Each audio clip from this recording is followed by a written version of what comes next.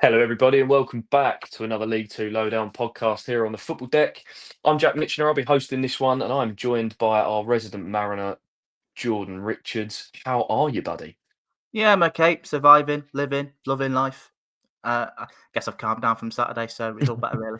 You're over it. You're over it now. Just about. It took a bit of time, but I think it was more seeing the bigger picture, to sort of speak. Although it's quite hard, really, when emotions are running high and your goalkeeper spilled one in his own net, really. Yeah, In a game in which you quite have dominated for a large period, despite what some people say. But yeah, look, we move on. Another week, brand new. absolutely right. Absolutely right. Look, without further ado, we're going to get stuck straight into this show. And we're going to start our six-match deep dive with Accrington Stanley at home to Bristol Rovers. More interesting game than it probably would have looked a few weeks ago. Dare I say, this almost looks like a bit of a relegation 6-pointer the way things are looking. I'll start with home side. Inconsistent from Accrington Stanley, I think, is the only way to describe them. Picked up 5 points out of the possible 15 that's come before, but it's the manner they've picked those points up that interests me. They've lost at home to Newport County comfortably.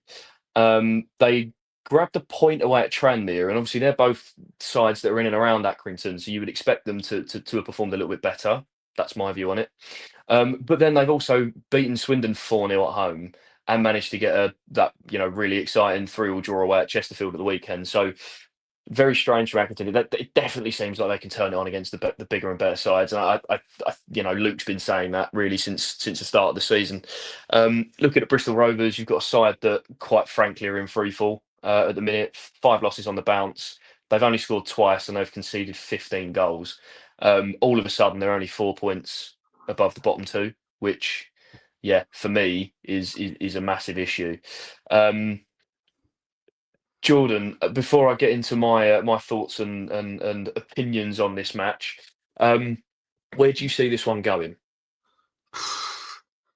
It's quite an interesting one, actually, when you've just been going through Accrington and obviously Bristol Rovers form. I mean, it's looking bleak for Bristol Rovers at the minute. As you mentioned, 5 straight defeats, and in Yep. 3 of them they've conceded 4. I mean, he only conceded the 1 to Gillingham last time.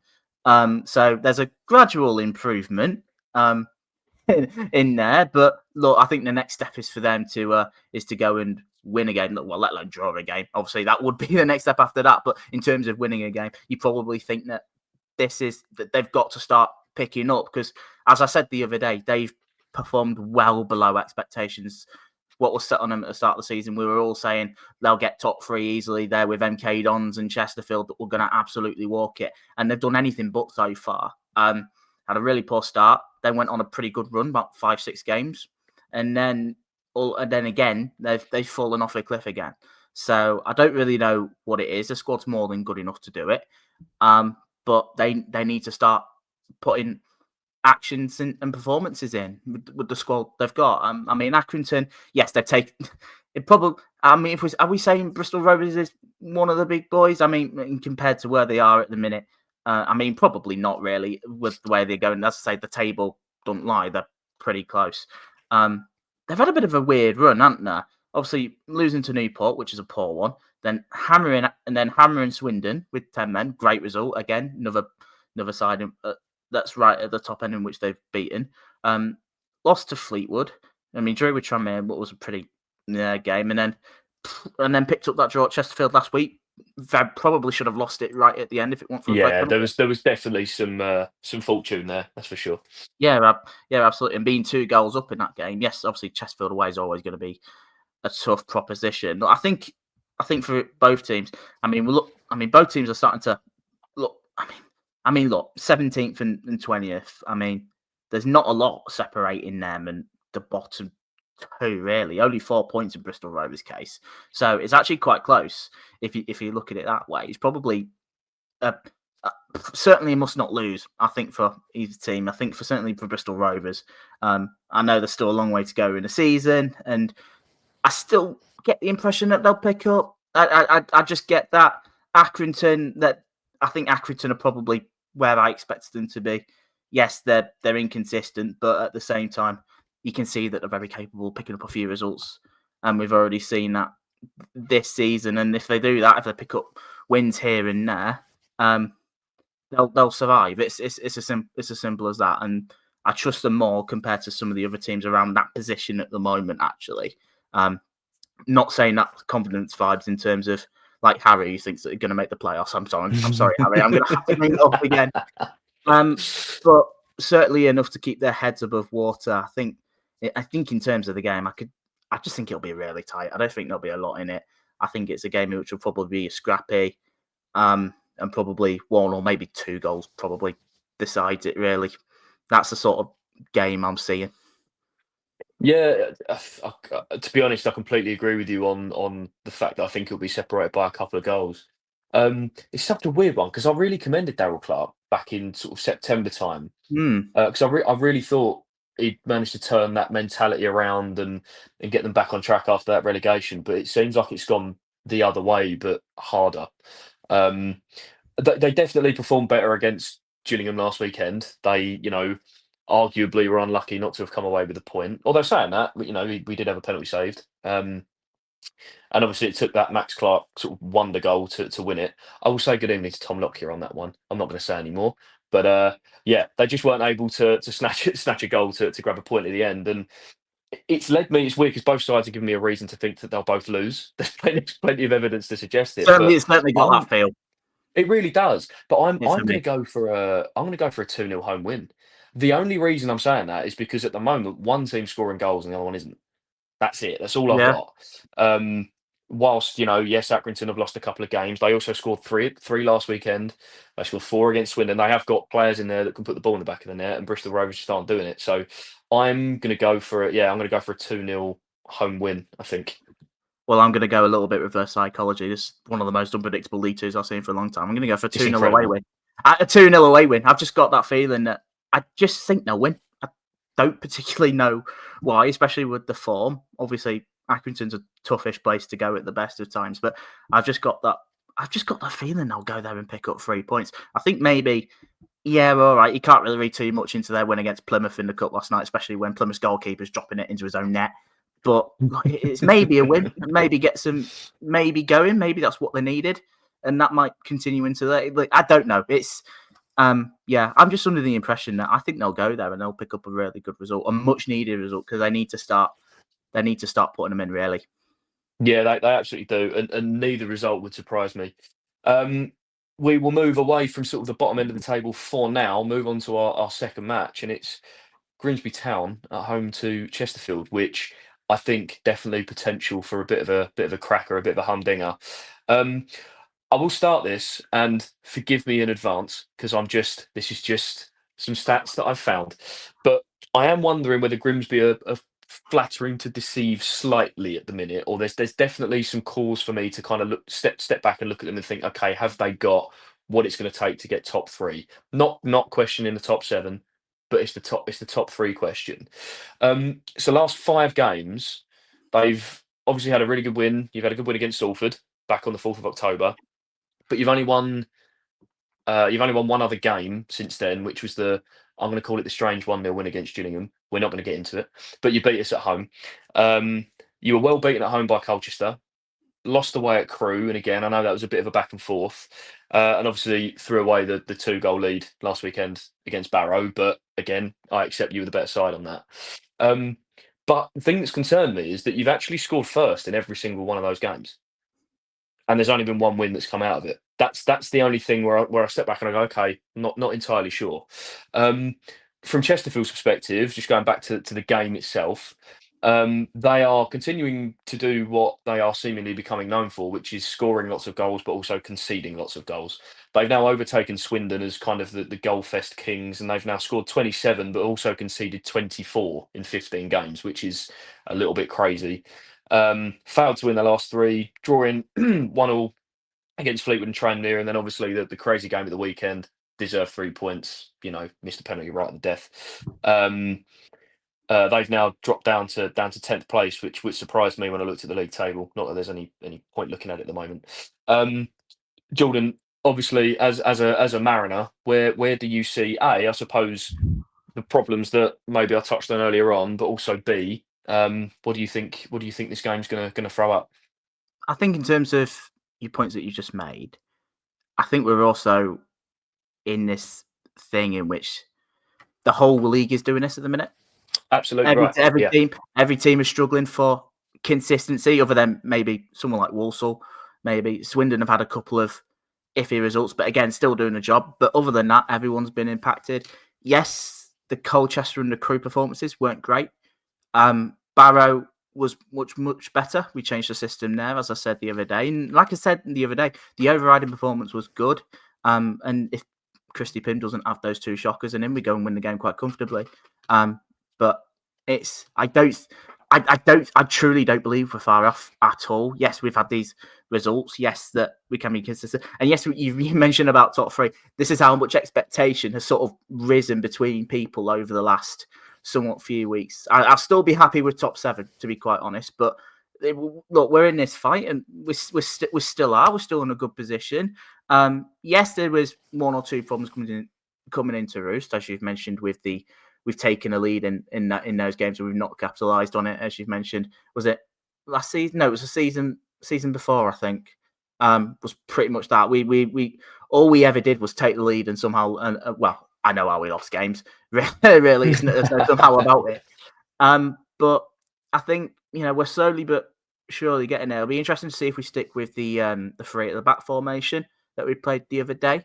I put it in the chat earlier. I don't know if we will. I'm not sure if that's the desired outcome, but I'm not concerned at the minute because I think the things that we've seen in those games, I think, can be fixed. So I'm not overly concerned at the minute, and like I said, even more concerned with how the rest of the league are doing. Yes, it's annoying. Basically, I'm just going to stop posting the league table into the group chat whenever we go top, because every time that happens, we seem to throw it away in quite spectacular fashion. I'm just going to hold off from that from now on. But yeah, Chesterfield, it's got the potential of being a really good game of football. The potential of a proper League Two game. This is both sides in which like to play the right way, that like to play good attacking football. Look, I've got a lot of respect for Paul Cook. He's got a good team there, some good attacking players that can really hurt teams. And as you've mentioned, the goals that were scored, no fluke. They know how to hit the back of the net. But as you mentioned, of course, the goals they've conceded, I feel like they're going through what we sort of went through last season, because we were pretty similar in terms of we'd score quite a few, but we'd concede loads as well. I think that was it's somewhat on par there. I even said I think it was my dad actually. I think they've still got a little bit to go, but it also at times feels like Notts County under Luke Williams. I think I've got that sort of vibe to it as maybe what they are, but make no mistake about it, they're a really good side, and there's been times in which we've really seen why they're probably one of the best. One of the best teams in terms of potential of going up. It's going to be a real good challenge. I'm just looking forward to seeing a full away end, actually. There's not many times we'll be able to see that this season, which should make for a real good atmosphere. But we need to get into their faces from the off. And I think, actually, if we can do that at home early on, set the tone, yes, maybe score the first goal and maybe hang on to it, I think this could be a really good afternoon for us. But it's going to be a tricky game. Nonetheless, I think you're going to see two teams that are going to go half leather for it with each other, really. Yeah, I'm looking forward to the challenge. I think it's a different challenge to what we've faced in terms of the last few weeks. Of course, we are more somewhat direct counter-attacking sides. I mean, Colchester fans are going to come, but it's going to be. You're bringing that one back up again. I'm making enemies tonight. I mean, like Grimsby have done all season so far. But no, I'm really looking forward to the challenge. I think it'll be a real good one to keep an eye on, and I can certainly see both teams scoring in this one. And I won't be surprised if there's quite a few goals in this with both styles, really. Certainly want to keep an eye on. Yeah, absolutely. And it's an interesting point you made about expectations of Grimsby, because as you said that, I think it was a really pertinent point. And it's a testament, I suppose, to what he's done and how Grimsby started the season. I mean, we're in 13th of November now, and it's the first time I've looked at Grimsby and gone, oh, so clearly been a really good start. I'm going for a 2-2 draw here. I was erring towards a 3-2 Grimsby, but I'm going to be fair to Chesterfield, and I'll suggest that maybe they'll come away with a point, but I'm going for a 2-2 draw. I'm going to go for a 3-2 home win. Yeah, like it. I think there'll be goals. I think it'll be interesting. It'll certainly be a lot of moments that'll get the crowd going. But I fancy ourselves at home again, even if maybe the last couple of games, yes, but obviously Gillingham happened and that Colchester game and great. But we've got a home game in the league now. We haven't had one for a while, and it feels like the perfect opportunity. I think there's always been this big question mark as well. How we perform at Blundell Park when we get big crowds, because every time that has seemed to happen, we tend to fail miserably. I absolutely know the feeling. but it's got to change sooner rather than later. And look, let's just see what happens, I guess. Yeah, no, I like it, and you're also out of the cup. All of those cup fixtures that you were having as well. That's now done, so now that's calmed down. Who knows? Yeah, We are maybe, going to, yeah, we're going to stay at the top of League Two because we've got another big game coming up, and it is a League Two lowdown head-to-head. We've got MK Dons at home to Salford City. Another really tough game to predict. MK have been pretty solid over the last 5 matches. Wins against Gillingham, which is becoming a bit of a common theme so far in the show, which I'm not enjoying, I've got to be honest. Wins against Gillingham, Bristol Rovers and Crewe, with the solitary away loss to Bromley and a comeback draw at Barnet last weekend, which, to be fair, probably felt like a win when they left. I like what Paul Warne's doing. They're looking a far more consistent team and a far more consistent group now than they were certainly a couple of months ago, and I still think they've got a couple more gears to go up, to be honest with you. Salford have been a bit of an interesting one over the last 5 games because they managed to get narrow wins against Oldham and Gillingham again, if you can believe it. I don't know why I'm putting these things in here, honestly. But they've also lost to Grimsby, lost to Chesterfield, and then they played out a pretty drab 0-0 at the weekend with Cambridge. So, it's not like they're in the best of form at the moment, or they're certainly not winning games comfortably like we've been kind of accustomed to with Carl Robinson. If I'm honest, I think MK have probably got enough to win this game. Both managers seem to play a similar kind of system, 3-5-2 or a version of. But just looking at the squads, I'm seeing more players in the MK Don side that suit it naturally, that system, than I do in Salford. I think Salford have got a lot of versatile players, but they've got players kind of in positions that are doing a very good job, but aren't necessarily natural.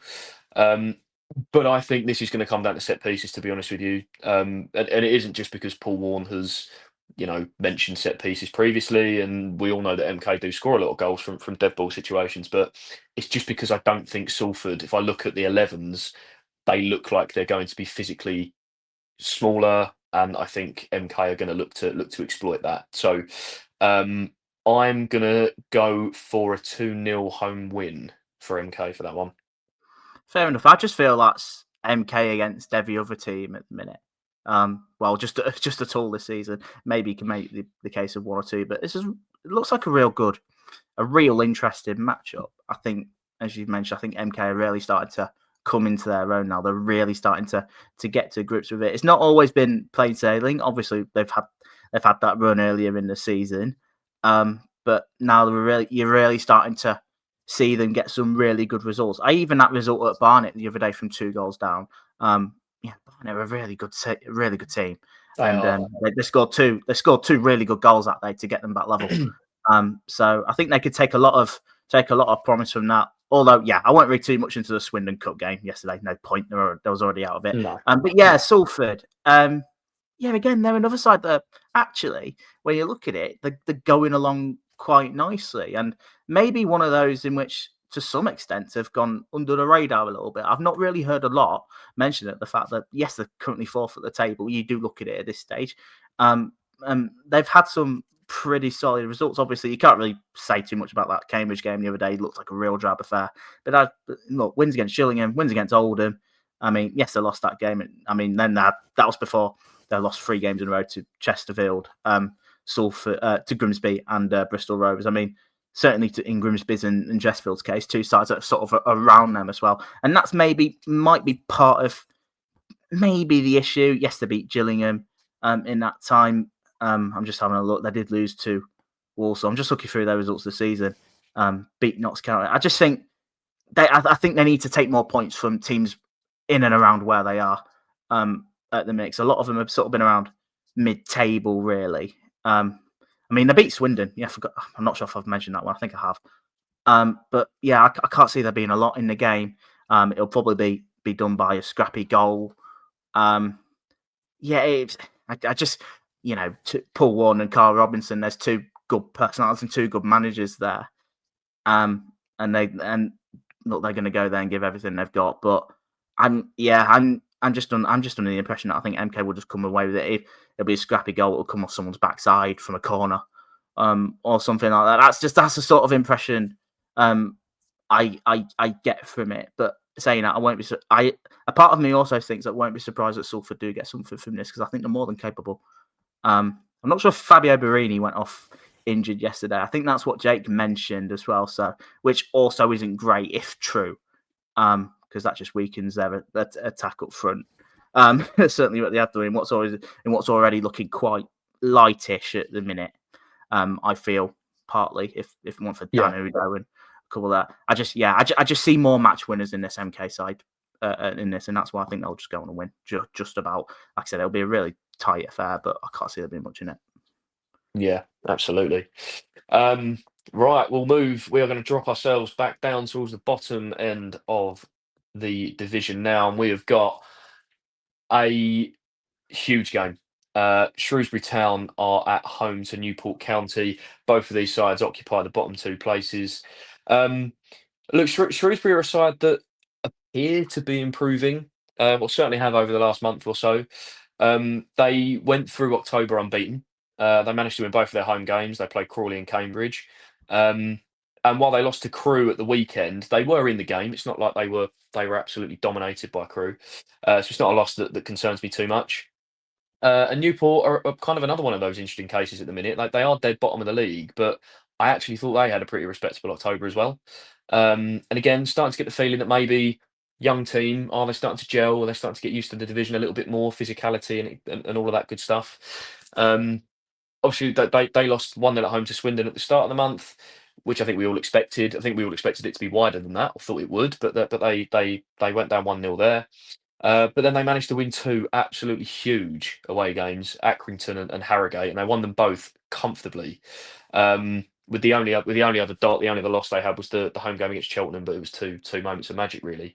Jordan, interesting to hear how you think this one might play out, and yeah, whether or not you think these two are starting to put something together.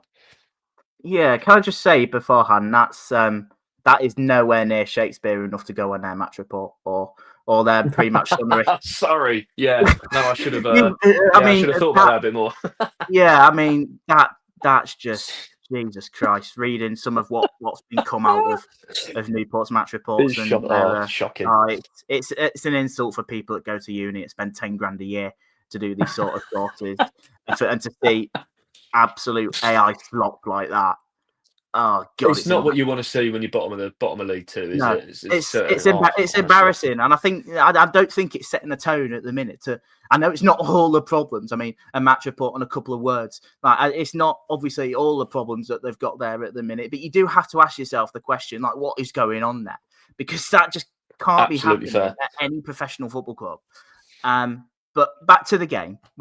I'm trying to talk about the game. That did somewhat wind me up a little bit, and it did give me a good laugh the other day. Yeah, this is a big game for both, isn't it?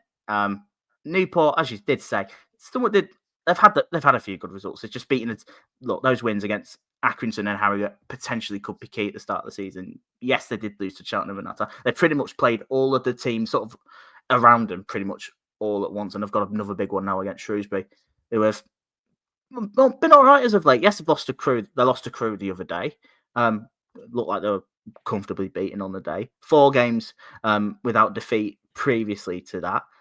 Picking up big wins against Cambridge and Crawley. That Crawley game again could be big for them. Again, it's probably I just see Shrewsbury winning it. I just think even with that result the other day, I still think that they can go into this sort of game. I think the same could be said for Newport. Ultimately, both sides need the points in this. They're still, look, it's 23rd against 24th. A win can get them out of it already. And with how tight it is at the minute, I mean, look, I'm somewhat looking at the table now. Even Bristol Rovers and even Tranmere aren't comfortable yet. Granted, 15 games gone. I think you need to still remember that.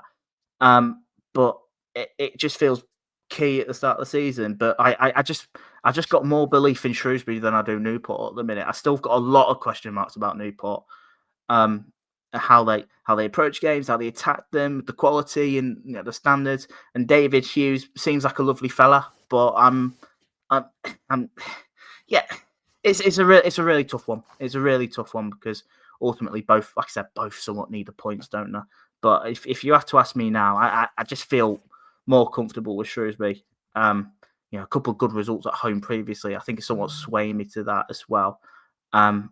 If you ask me, I'm leaning towards a 2-0 Shrewsbury win, and I think we're somewhat getting to the point in which if they lose this, how much I get all the problems are not his fault, but I don't know how much longer you probably give David Hughes. It's starting to get to that point now, in which I'm pretty much just repeating myself. I think it'll be a home win. Yeah, and do you know what? It's interesting because I'm erring the other way slightly, and it's the first time I think I've even remotely fancied Newport to go and get a win. Um, but the reasons for it is I think that Shrewsbury obviously had the two home wins. They beat Cambridge, they beat Crawley. I do think there was an element of luck in both of those games. Um, Crawley went down to 10 men. Cambridge basically gifted them. I did commend Lloyd for his pressing and the finish, but it was gifted in a sense. But it's more that Newport, to me, they don't seem, and this probably feeds back into the fact that they've got a very young side. And with everything else that's going on at the football club at the moment, they don't seem to be enjoying playing at Rodney Parade, but it almost seems like they're quite comfortable playing away from home. If I take those last two away wins into account, massive 6-pointer matches, and they've gone and won them relatively easily. Um, so I'm actually going to go for a very narrow 2-1 away win. Yeah, I think my views on Michael Appleton are probably swaying me a little bit as well. I think the situation remains volatile for Shrewsbury all the while he's in charge, and it's just based on what I've seen and experienced of him um, in previous roles. I don't think he's the guy to get him out of it. And based on how both sides have been playing and the fact that they are both looking slightly better, but Newport away from home in those big games have been very, very genuinely very good recently. So that's why I'm going for a Newport win. But it's going to Yeah, be a very tight game, and it is a 6-pointer. yeah, you're Absolutely. probably right. You're probably right with Appleton's assessment there. I mean, obviously with history given into account, yes, you could probably say they have got lucky with those sort of wins, but it's the sort of wins that I think you do need to sort of get. I mean, 2-0 against Cambridge, I can't. I'm struggling to really see much luck in that one. It looks like a real good win that. But you also take Newport's into account as well. Yes, they don't like playing at home as well, but there's also a good while where they've hated playing away as well. Obviously, those 2 wins that they've had recently have changed that, but I think there's still moments in there. I don't know. I won't be surprised, Law. I won't be surprised if it's a draw, but for one reason or another, I'm swaying towards Swindon. Swindon. they're certainly they're certainly not down the bottom. I'm I've swaying backed towards. Swindon as well. God, they're going to hate that next week. We've got Swindon, haven't we? Good job. We won't record this next week. I'm just swaying towards Shrewsbury just that little bit more. Yeah, and I can't really put a finger on it. Really, that's just my gut feeling. I do understand, and it is a real 50-50 because both sides are getting are improving slightly, and they are closing that gap to some of the teams above. We'll get onto it in a minute, um, but yeah, it'll be a very interesting game. I'm going to keep us down at the bottom end of League Two, because the next game that we're going to be deep diving into is Tranmere Rovers at home to Cheltenham Town. Two more sides that are clearly down there. Um, Tranmere, I think, have been better of late. At least in the sense that they're keeping themselves in matches and they're giving themselves a chance to get a result, which is very important when you are where they are in the league table. They still aren't particularly effective at the top end if you exclude the Bristol Rovers match, but they have been a little bit more consistent. They look like steadying the ship a little bit. Obviously lost very, very late on at Swindon, but the 3 games that came before that saw them took 5 points from 9 against Bristol Rovers, Chesterfield, and Accrington, which gives them a little bit of a confidence boost and shows that they can get those results. There is a sprinkle of quality in their side. Tranmere, I like the McGowan pickup. I like Smith. I like Amari Patrick, obviously, and it's Joe Ironside. But to me, there seems to be a bit of a lack of quality or creativity in the midfield department, which is what I think their issue possibly is. Um, Cheltenham, on the other hand, are continuing to impress me under Steve Cotterill. They had their worst 45 minutes, in my opinion, on Monday night, that first half against Notts County. But what they managed to do in the second half tells me that they've got character, they've got quality, and that they're not a side that know they're beaten anymore. Yeah, it was a really, really good 45 minutes. They've obviously got the Hakiba Delican pickup. I'll be honest, it's obviously gathered a lot of attention. I'm a little bit more on the fence about that signing, but it's because I watched him for an entire season a few years back. But it certainly gives them another option off the bench, at least until Ethan Archer goes back to Luton, and then they've got him probably when he's a bit fitter in January. Um, where do you see this one going? It's another tight one down the bottom end. Yeah, it is. I'll start with Tranmere. I just think they're a bit stale at the minute, and I think there's perfectly good reason to think that. Yes, we've looked at it, and they've had a few good results. I'm looking at that Bristol Rovers one, but I feel like everyone is getting good results against Bristol Rovers at the minute. I say that like Grimsby have done it this season. No, we haven't. We lost to them. But yeah, look, there's a lot of draws in there. Obviously, losing to Swindon very late on, where it looked like they nicked a point at the end. I think it's just sort of where they are at the minute. And you mentioned about quality in midfield as well. I just see that quite generally across the board. And I feel like we've been saying it about Swindon about. I keep calling Team Swindon. You've got Swindon on the I mind. don't know why this I've got Swindon in my head. Well, to be fair, I just mentioned Swindon there with their results of Tranmere. That's probably understandable, that one, actually. But yeah, with Tranmere, I just feel, I feel like we've been saying that sort of stuff for years, that this is a half-decent squad on paper. They've got some good players for this division. But ultimately, in terms of some, maybe a little bit of flair and quality and all that, I'm struggling to see it in some departments compared to other teams. And it's probably where they are at the minute. I think, look, they're certainly... Look, again, long way to go. I'm going to keep repeating it, but they're only 3 points away from the bottom. So it's and they're coming up against Cheltenham. I don't think. Yes, all right, they lost to Notts County in the week, and I didn't mention I didn't watch the game, but I think probably on the face of it, it probably looked like it was going to be a good game because on both sides that were pretty much in form, but Notts County are at the minute clearly a much better side from them, and they're absolutely flying. We should probably give them their credit, but I think this is a chance for them to regroup and go again against a side in which really, if you look at it, I think they're probably under the impression that they can beat anyone at the minute compared to pretty much where Cheltenham have been over the last few weeks. But certainly in this instance, they should probably see this as a massive opportunity. I think Tranmere probably should feel that way as well. But I think if you're Cheltenham, I think this is one of the perfect games to get back to winning ways. But obviously, it's how they responded. Obviously, the Adelaide signing took place. Looks a pretty smart move, I think, for now until January, as you mentioned, with Ethan Archer and all that. And we'll have to see what it is with January and just with his wage man's or his agent. I don't know, because there's been a lot of talks about that, about his agent and stuff like that, and money and all that. I'm not going to speculate that too much, but clearly on his day in this league, very good player, and you've seen it with the last two clubs he's had with Doncaster Rovers and Salford. So if they can get that version of him for the next few months, and if they can maybe look at it into January, if they maybe want to keep him beyond January, then it's I don't.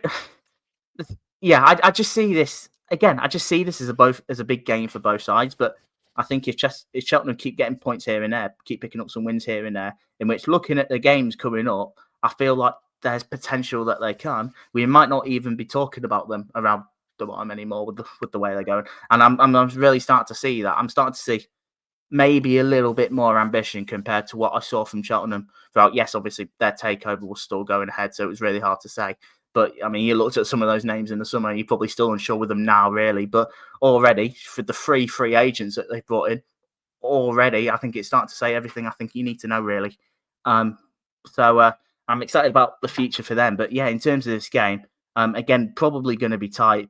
But I've got a feeling that Cheltenham might return to winning ways. I just do. I'm really not sold on some areas of Tranmere at the minute. And I think that might play its part. I mean, look, Aki was a pretty, near draw. Chesterfield looks like a half decent result, to be fair. Scoring last minute in that one, and obviously that Swindon result was a bit of a sickener. Barnet lost that game. I'm feeling a Cheltenham win, to be honest. I think they'll, and I won't be surprised if they win this like 2-0. Really.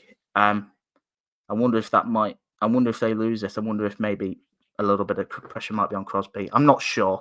I'm not sure how much all this is his fault, but yeah, I just feel like this is half what I expected Tranmere to be. If I'm going to be honest, so far, that's just what I get. Yeah, no, I think I'm with you on that in general, and I take your point with Andy Crosby. I don't think it's entirely his fault. I mean, the squad that he's got is what it. I think he's doing what he can with it, and I think the way they set up is purely based on the players they've got. I don't think he can do any more. I've gone for a 1-1 draw. I think you're probably more likely to be right than I am, to be honest with you. I think, of the two sides, Cheltenham are far more likely to go and win the game. I just think it would represent a good point for Cheltenham. I don't think they need to go out and break their necks or go out and do anything silly to try and desperately grab 3 points, because I don't think they're going to be in the relegation fight. I think I'm very excited for their January with the new owner. Looks like it's going to be interesting for them. So, but from Tranmere's perspective, they're at home. They have managed to get draws against sides that you might suggest are possibly better than Cheltenham at the minute. So yeah, I'm going to go with 1-1 draw, but I will caveat that with I think you're probably more likely to be right than I am. I'm gonna take us right back to the right back up to the top of League Two now. Our final match that we're gonna cover in depth is Walsall at home to Colchester United. Another game that I think could represent a really interesting 90 minutes. Walsall bounced back from back-to-back losses with that 4-2 win away to Newport at Rodney Parade on Saturday, which was a very welcome 3 points for them. Clearly, it's easy to say because they're top of the league, and this isn't. I'm not breaking down any barriers in what I'm about to say, but I do think they are the best team in the division in all areas. And the 2 losses to Barrow and Cheltenham haven't really done anything to change my mind. I think they were the better team in both those games, to be honest with you. They're so comfortable without the ball. They're defensively fantastic, and they have got some really good quality at the top end of the pitch now. Tough team to beat, and if anybody has beaten them, as I kind of mentioned earlier on, they've generally probably had a bit of the rub of the green as opposed to actually being better than Walsall, and that includes Gills, by the way, because we beat them relatively early on in this season, and it was very tight. It's sort of half benches to us because we've beaten them at their place. They had a goal disallowed. I think there's probably question marks with that. I mean, Christy Pym had a madness that night. It was really good, but yeah, look we're both on the same page for beating Walsall, I guess. This is the thing, though. It's not like they've been rolled over. Nobody's gone in there and absolutely battered them or dominated them. Colchester saw their first loss since the 27th of September last Saturday at home to Bromley. They missed some crazy chances, though. To be honest with you, at 0-0, it was kind of reminiscent of their early season form. That Lisby, it was Lisby, wasn't it? From 2 yards out, whoever it was just unbelievable. Biggest concern I've got for Colchester is that Micah and Bick's been called up to the England under-20 squad, so they haven't got him at the weekend. And whilst I appreciate that they have had some great individual performances recently from Jack Payne, Harry Anderson, etc., I do think Bick is the guy that they're playing through at the minute, and he is their focal point, and he is their best player at the top end. He's got 5 goals in 11 so far. So without him, it's going to make what was already a difficult task probably more difficult. Yeah, probably in agreement there. I think what I'd also mention as well, I watched bits of that Colchester Bromley game last week, other than, they missed a couple of sitters, as we've mentioned about the Kyrie Slisby one. It's a really poor one, that. But I think what was also quite noticeable was, the fact that they were missing Payne. I think that's a big one. The fact that they were missing him, because you could clearly see, I think I saw it in our game a couple of weeks ago as well, you can see how much he makes that team tick in terms of going forward in their play. And yes, Michael Bick, I know he's as incredible as he is. He's certainly going to be a big loss heading towards top of the league, which is far from ideal either. Look, Walsall, look, Matt Sadler knows what he wants to be. They know what they want to play, and they're very good at it, aren't they? Yes, they've had a little bit of they've had a couple of poorish results, but they got back to it last week with that win at Newport, 4 goals scored. Yes, obviously they conceded the 2, but they've got the job done in the end, and that's somewhat what you need to do. And there's obviously a chance for them to somewhat continue that. This is a Colchester side that have, as we've previously mentioned, picked up in recent weeks. Obviously, I think that Bromley loss is a really poor one as well, really. Obviously, with the missed chance. And I just think they just weren't at the races second half. And you sort of felt that if there was going to be a winner somehow, with all the possession that Colchester had and all that, I think it was going to be Bromley. They were going to capitalise from a set piece. And would you believe it? They did. But yeah, it's not an easy. I'm not sure if Jack Payne's back. I'm not too sure, but I mean, certainly if they're going to miss both those two heading towards the top of the league, it certainly gives them a big enough task for what it is. I think Walsall will continue. I think they'll win again. To be honest, I think we've seen glimpses of what Colchester can do, but we've seen nowhere near enough, and I've been quite underwhelmed by them at times so far. They've clearly put in some good performances, especially at home. And I think you probably looked at it. We've been seeing that mainly at home all season for them. Yeah, it's been.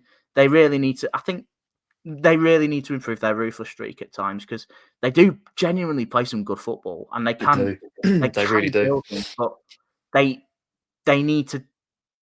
It was when it was looking like it's clicked. I mean, it sort of feel like I don't know. I feel like it's been getting there in recent weeks, but I'm still yet to see more for what they can do with some of their attacking play. But yeah, I really like Walsall. I actually think they'll go on and win this again for be the good side they are. Look, they don't lose many games.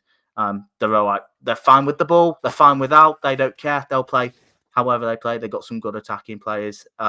It's quite an interesting matchup as well. It's one I'm quite looking forward to watching. But if I had to pick a winner now, I'd probably say Walsall, just for where they are at the minute, and how close and how well knit that they look compared to maybe a Colchester. I don't know, probably a 2-1, 3-1. I think they could score quite a few actually against this Colchester side. To be honest, I feel like that's the sort of vibe I get from it. Yeah, to be honest, I'm in agreement with you. I've got a home win for Walsall. To be honest, I think every time I've predicted a Walsall game at the best guard, I think I've predicted them to win, just because I am the most sure about them that as opposed to anybody else at the moment. And I do think, yeah, I mean, the Jack Payne point is a huge, yeah, that's a massive, massive point. And if he's not around as well, I just can't see it. Right, that brings us to the end of our deep dive. So we're going to go ahead and cover off the final 6 games that are taking place on Saturday, starting with Bromley at home to Barrow. Bromley still unbeaten at Hayes Lane in the league, I will say, this season, which is pretty incredible when you consider the inconsistency of the division in general. Barrow managed to eke out some good results against some really good sides so far this season, but for me, still more questions than answers about Barrow at the moment. I'm still not entirely convinced on what they are, and I think the results they have got are probably unsustainable. I'm not sure if that's harsh, but given the Grimsby game, the Walsall game, I'm not, you play those games 9 times, if you play those games 10 times, 9 times they're losing. And I just think Bromley are going to be too good, and they're too confident at Hayes Lane. So I'm going for a 2-0 home win for the Ravens. Yeah, I'm in full agreement. Look, very good home form, as you mentioned, unbeaten still. I'm not sure Barrow really come to affect it that much. They might have moments in the game, but I just think Bromley will be too strong for him. I agree with 2-0. Next game we've got is Cambridge United at home to Barnet, and to be honest, it was one that I was thinking about putting forward as one of our 6, to be fair, because I just think it's another real kind of. I think it's a 50-50. In one sense, I'm still not really sure what or where Cambridge are in terms of what the style is and what their strengths are, other than the fact that they score goals from set pieces. I don't know. You remove set pieces. I don't know what they are. I think 11 of their 16 league goals have come from set pieces so far, which is incredible. And I think there was a similar stat that you put in the chat about Bromley during the Colchester game. But if I'm comparing the two sides, I know what Bromley are. You know what their strengths are. Yeah. You know how they're going to play. Cambridge, I'm not there with them yet. They are still up there and in and around it, so it's not. it's not like it's a concern, and perhaps in the latter end of the season and post Christmas, we'll see them start to really kick on. Um, but Barnet, and I know we kind of briefly touched on them earlier on in the show, but I think I really like what they're doing, and they look like a really good side at the moment. I've got this as a tight 2-1 away win for Barnet. Yeah, I think for both sides, this is going to be a really tough game. I mean, obviously, Cambridge don't have not really scored a lot. You mentioned the goals from set pieces. Obviously, they do need to score a lot more from open play. But I mean, look, 50 goals conceded, which is not terrible, I guess. I mean, Barnet look like they're doing all right themselves at the minute. And yeah, look, I can't really separate it. I think 1-1's probably fair. I don't think Barnet will mind too much taking a point away from it. They'll probably fancy themselves in any game. I think probably same with Cambridge with them being at home. But I'm struggling to separate them, to be honest, in this one. Yeah, no, fair enough. Next game we've got up, and I'm going to chuck this straight across to you, Jordan. But we've got Fleetwood Town at home to Swindon Town. What are your thoughts? It's for Uh, Swindon this evening. yes, it is. Yeah. I mean, and we give Swindon their moment because, my God, they'll get their moment next week. Look, yeah, I'm already there. Yeah, look, I've you know what Swindon are, aren't you? With Ian Holloway, very good attacking football, very good win last time, which against Tranmere, leaving it late, but again getting the win, same amount of points as Walsall. That's no fluke. I mean, Fleetwood, we have mentioned their somewhat inconsistencies. Did lose to Crawley last time, but even before that, 2 wins and a draw against the likes of Accrington, Chesterfield, and Harrogate, as you say. Them at home, they'll probably fancy taking something from it, but I just feel like I think Swindon will go there and they'll get quite a professional away win, to be honest. So I back him to. I back him to concede. It's probably not the right turn of phrase, but I think they'll probably concede. But I think they'll probably get this by 2-1, maybe even 3-1. Really, I think there's a couple of there's weaknesses in both, but I think in terms of firepower, I think I just fancy Swindon that little bit more. Do you know what? I was absolutely with you until about 10 minutes before we recorded, and I just had a quick look at this one. I didn't realise how many injuries Swindon have got and how many players are unavailable. Um, I I was heard they picked up. completely on your side. I heard they picked up a few last night. I think I So mentioned Darren Alday Tom, and a couple yeah, one other. Tom Wilson-Brown's picked up quite a bad Mm. one from all accounts. Darren Oldacre got injured in the Virtue Trophy game against them, same game as the Wilson-Brown injury. Tom Nichols looks like he's out. Joe Snowden appears to be out. More importantly than all of that, Drinning can't play. Now he How banged in can a you hat not? trick midweek. No, he scored obviously another 3 goals, which is just terrifying against I'm, MK in I'm, the week. I'm But assuming he's suspended then. suspended, yeah. Why So couldn't he? Why couldn't I have been waited for another week? um, so oh, I'm actually flipping this slightly, and I'm going to go for a very narrow home win. I still think Swindon have probably got enough to win the game, but I think that news is going to give Fleetwood a little bit more fire in the belly and maybe give them a little bit more confidence than they would have had beforehand. yeah, Um, potentially. I'm going to stick with it. Why not? yeah, absolutely. Next up, Notts County at home to Harrogate Town. This is probably the most simple one of the week for me, just going on form. Really impressed with Notts. Since they lost to Gillingham all the way back on the 13th of September, they've been absolutely brilliant, to be honest with you. Coming into it, picked up 13 points out of the last 15. Coming up against Harrogate, who have lost all ability to be solid and efficient, which is what we all know them for. Recently, 5 losses on the spin, conceded 12, and it's making their position look quite precarious, considering talking about Newport and Shrewsbury starting to look a little bit better. I've gone 3-0 home win for Notts County, maybe a little bit harsh, but I think they're going to go and win this one comfortably.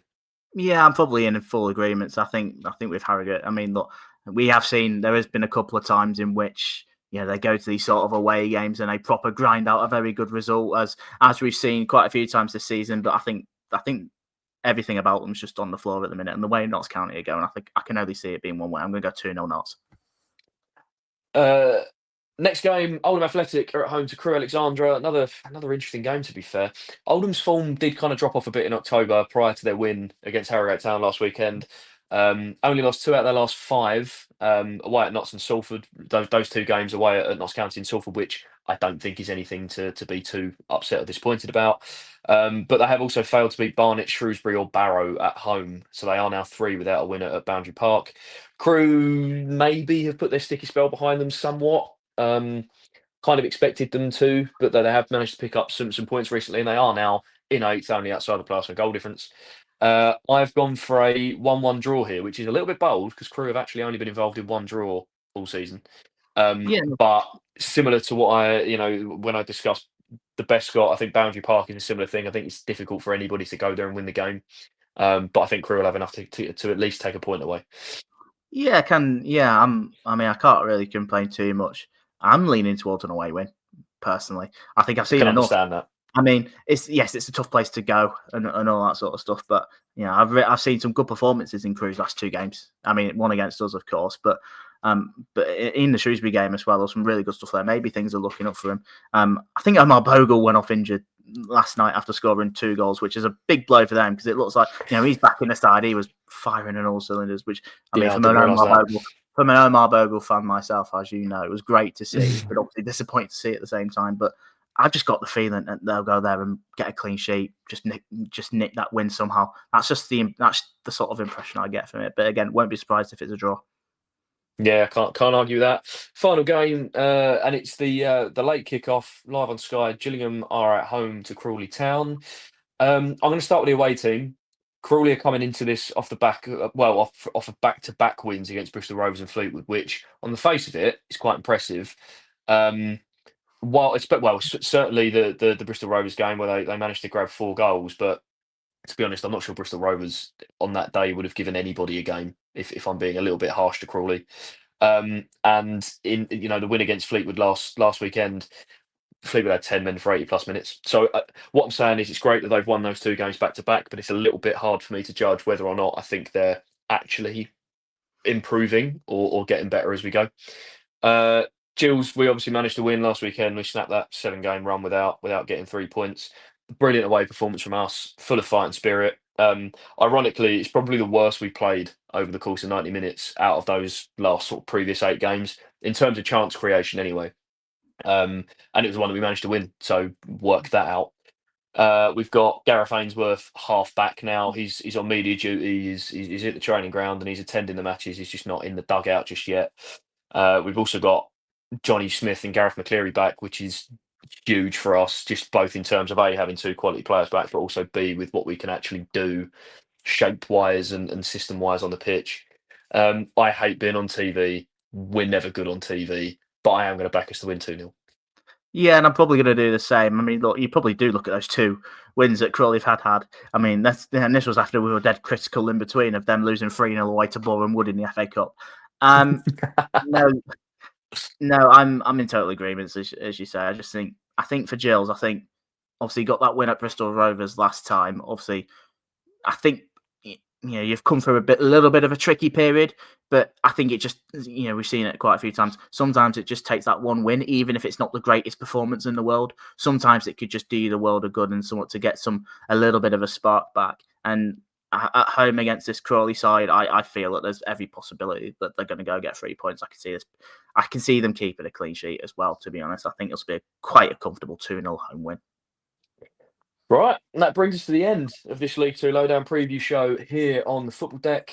You all know the drill by now. We greatly appreciate it if you can like this video and subscribe to the channel if you're watching this on YouTube. And please download the podcast from wherever you get your podcast from.